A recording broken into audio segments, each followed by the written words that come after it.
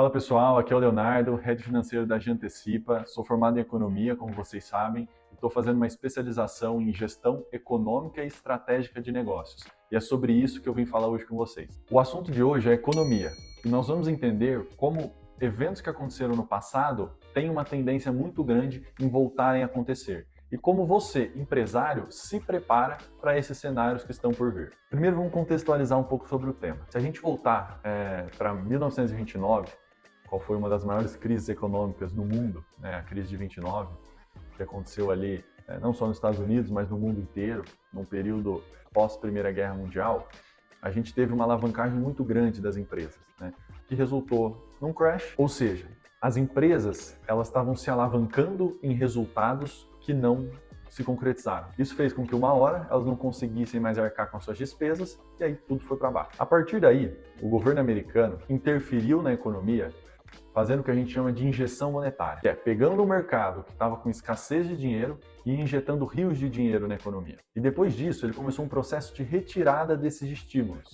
já que depois de 5 anos injetando liquidez na economia, isso estava trazendo um receio quanto à inflação, né? Quando você aumenta a demanda ingerindo dinheiro na economia, você tem uma tendência de isso gerar uma inflação lá na frente, porque a demanda ela ultrapassa a oferta, e aí quando isso acontece, existe um aumento no preço dos produtos e dos serviços. O resumo desse cenário é que, após o fim da retirada dos estímulos, em 1939, começou a famosa Segunda Guerra Mundial. E aí vocês já sabem como isso ocorreu. O curioso sobre isso é que depois da Segunda Guerra Mundial, o mundo viveu um dos maiores períodos de crescimento da sua história, que acabou em 2008, com o crash da Bolsa americana, com os problemas no setor imobiliário. Então, só retomando a história, a gente começou em 1929, quando houve uma das maiores crises da história do mundo, né, com a alavancagem das empresas que não se concretizou ali em resultados e fez com que elas, grandes empresas, muitas empresas quebrassem. A partir daí, o governo veio com uma injeção monetária, trazendo liquidez e dinheiro para a economia, e 5 anos depois, retirando esses estímulos.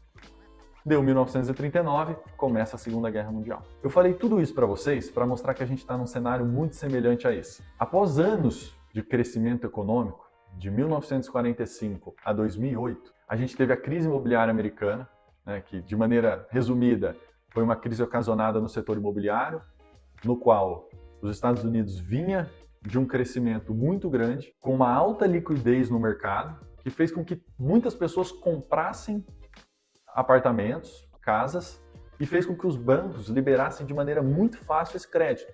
Então eles liberavam para comprar a empresa quem eles sabiam que ia pagar, quem eles tinham dúvida se ia pagar e quem eles tinham certeza que não ia pagar. E mesmo assim, por uma excessiva liquidez no mercado, você tinha aí pessoas de todos os tipos comprando imóveis, e aí esses imóveis, esse crédito liberado para a compra dos imóveis, ele era hipotecado. O que isso significa? Se fulano aqui não pagasse, o banco tomava a casa e aí ele vendia novamente a um preço acima, porque o mercado imobiliário estava aquecido e cada vez mais os preços estavam subindo. Bom, dado esse resumo do que foi ali a bolha do mercado imobiliário americano, a gente teve o crash, que foi também ali um momento em que não se sustentou toda essa estrutura, né?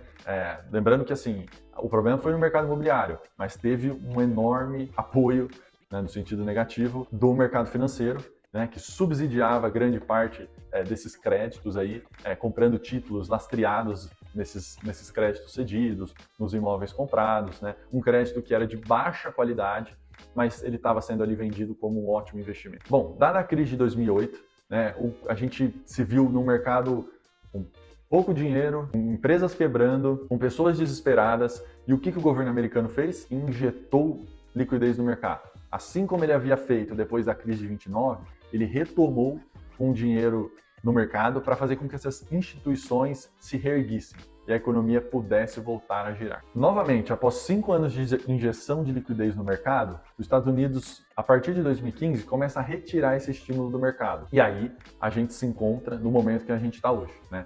Após a crise, a injeção de dinheiro nos mercados, a retirada desses estímulos, a gente se encontra num momento muito semelhante ao que a gente via lá próximo dos meados de 1939. Por que eu estou falando tudo isso para vocês? Porque a economia ela é cíclica. E assim como a gente viu a partir de 1929, a gente está vendo agora um ciclo se repetindo a partir de 2008. A gente sabe que lá em 1929, depois dos estímulos da retirada, veio a Segunda Guerra Mundial. E agora? O grande ponto de interrogação é o que o empresário vai enfrentar nos tempos de hoje.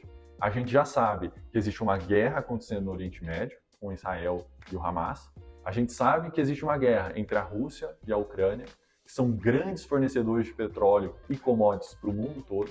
O que pode acontecer? Como empresário ele pode se prevenir de uma eventual guerra, de um eventual problema que vai alavancar o preço do petróleo, que vai encarecer extremamente qualquer produto ou serviço que a gente tem hoje no Brasil, já que basicamente tudo acompanha o preço do petróleo, já que o transporte no Brasil ele é feito a gasolina, então você precisa do petróleo para abastecer o seu carro, e tudo isso encarece o preço do produto ou do serviço. Com base nisso, a gente tem praticamente dois cenários em que a gente pode trabalhar e tentar prever alguma coisa para decidir se a gente vai investir ou não na nossa empresa, para ver se a gente vai tomar alguma decisão um pouco mais drástica para se precaver dessas preocupações e desse cenário de incerteza. O primeiro cenário é o que já vem sendo desenhado. A gente tem hoje a guerra no Oriente Médio, a guerra entre Rússia e Ucrânia, com o apoio de alguns países ali da OTAN, da França, da Inglaterra e outros. A gente tem um cenário em que os Estados Unidos se encontra com juros ainda alto, com uma inflação pressionada em razão do crescimento econômico que a economia ainda apresenta. A gente tem a China desacelerando, e a gente tem hoje países mais atrativos que o Brasil para o investimento, que é o caso da Índia e da África subsaariana, né? Que são os grandes polos de investimento hoje no mundo. Olhando esse cenário, o que o empresário pode fazer para tomar melhores decisões de investimento na sua empresa? É óbvio que cada setor ele vai ser afetado por uma diretriz, por uma variável, né? Mas existem algumas variáveis básicas, vamos dizer assim, que elas vão afetar qualquer setor, né? Taxa de juros, inflação e o PIB, né? O que a gente projeta do PIB, que basicamente é crescimento, é a renda da população, são os investimentos feitos pelo setor privado e pelo setor público. Então, com esse contexto, a gente pode começar a traçar um cenário, né? Um cenário no qual a gente não veja nenhuma escalada em nenhuma das guerras que estão acontecendo, que os Estados Unidos acompanhe a tendência do mundo em baixar os juros dele. Isso vai fazer com que o Banco Central brasileiro também consiga baixar os juros e consiga estimular cada vez mais a economia, né? Isso, os juros caindo, ele injeta mais dinheiro na economia, porque os juros caem, o acesso ao crédito fica mais fácil, a economia roda melhor. Isso seria um cenário otimista, no qual o empresário ele pode pensar em tomar decisões mais ousadas para o seu negócio. Ele pode analisar os principais setores da economia que vão ser beneficiados com esse crédito no mercado. Geralmente, um setor que se beneficia muito é o varejo, né? Que precisa dessa rotatividade, precisa dessa liquidez e do dinheiro girando.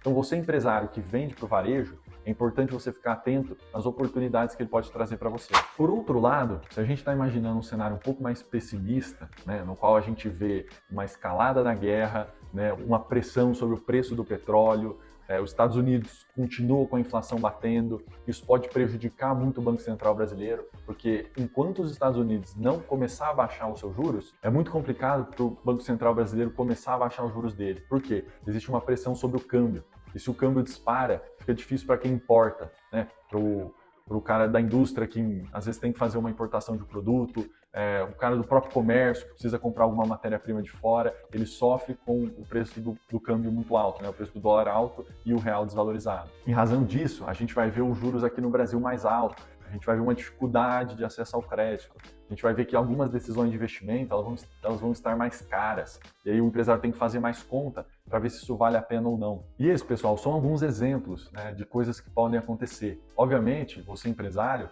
tem que avaliar as variáveis que afetam o seu negócio e trabalhar em cima delas. A nossa dica qual é? Comece por essas variáveis básicas, os juros, a inflação, o que é projetado de PIB, né? Dentro do PIB existem as variáveis consumo, investimento público, investimento privado, exportação, importação, gastos do governo, né? O quão importante é você acompanhar o que está acontecendo lá no Congresso. A gente tem agora o lançamento do PAC do governo, que é para incentivar, né, o consumo, o acesso ao crédito pelo empresário.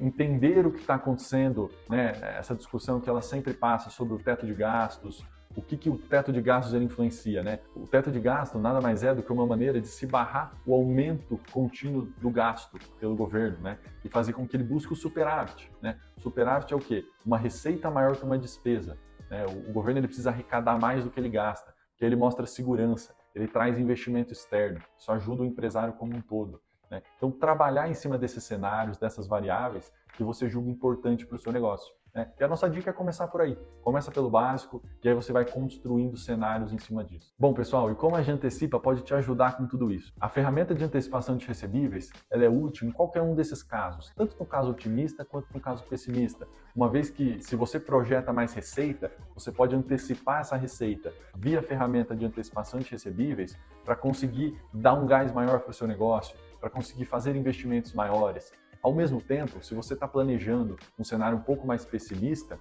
você pode ser mais conservador, usar a antecipação de recebíveis para formar um caixa maior, já prevendo alguma inadimplência e ainda assim manter o seu negócio saudável. Então, se você tem alguma dúvida, deixa um comentário aqui nesse vídeo, acesse as nossas redes sociais, não pense duas vezes para entrar em contato conosco, se inscreva no nosso canal e curta esse vídeo. Vem com a gente!